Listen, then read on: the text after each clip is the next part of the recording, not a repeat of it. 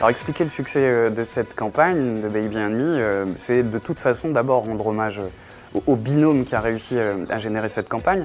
D'un côté, des membres de BETC, l'agence créative, et de l'autre, des gens de chez Danone, des gens de chez Evian, et Cécile Turkel en tête, qui a mené ça du côté annonceur.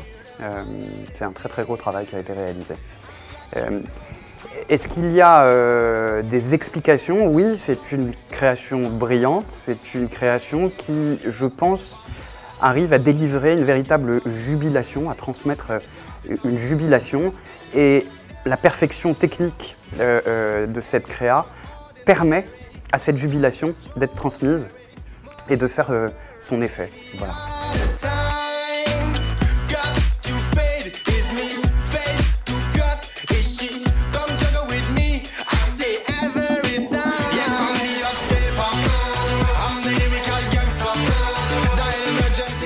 On a un autre contexte avec Baby & Me. Beaucoup de choses ont changé dans l'environnement. Il y a une compétition double. D'abord, chez les annonceurs, énormément de créas paraissent avec des investissements toujours plus importants pour créer une surprise toujours plus importante. Mais également chez l'internaute. Il y a une vraie guerre de l'attention, énormément de sollicitations, l'information, du divertissement, énormément de choses. Et du coup, la compétition est beaucoup plus difficile. Donc il a fallu changer, et notamment changer de plan média. On n'a pas souhaité événementialiser la campagne, on a souhaité renforcer la notion de partage. C'est-à-dire qu'on a favorisé des formats, des surfaces qui permettaient à la campagne de glisser sur le web, d'être très virale. Et à ce titre, il faut bien le reconnaître, eBuzzing a extrêmement bien travaillé dans le travail des formats, dans le travail des boutons de partage, dans le travail des blogs sur lesquels on a été diffusé. C'est vraiment un très bon travail qui a été réalisé.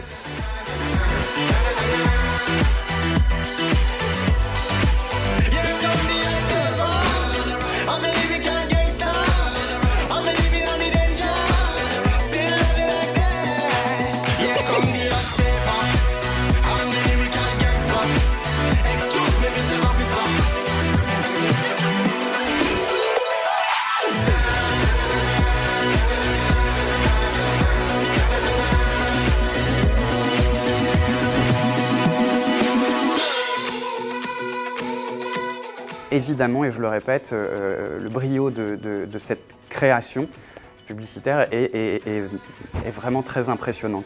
La musique également est un élément qu'on ne peut pas ne pas retenir dans cette campagne.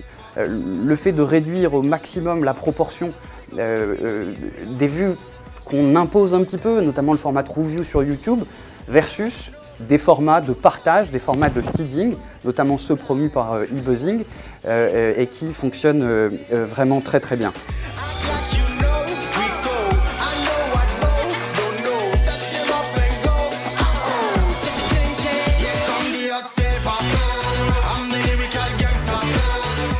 On a vraiment souhaité laisser à l'internaute au maximum la liberté d'enclencher ou non le contenu et de ne pas lui imposer. Ensuite, évidemment, la conversation sur Internet, que ce soit au travers de notre application ou de l'énorme quantité de tweets et des quelques remixes faits par des chaînes comme Canal+, etc., a été tout à fait satisfaisante.